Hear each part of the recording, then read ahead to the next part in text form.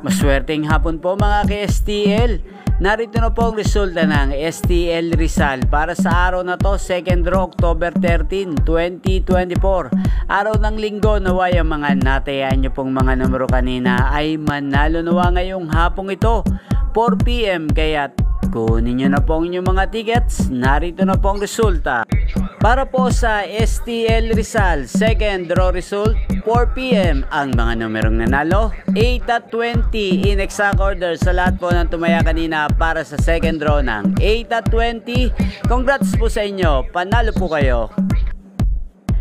Ang STL Rizal ay napapanood nyo po sa channel na to, Roderick Hernandez TV, araw-araw mula Lunes hanggang Linggo, every 11 AM, 4 PM at 8:45 PM. Maraming salamat po sa panonood nyo sa aking channel. Huwag pong kalimutang mag-subscribe. Thank you for watching.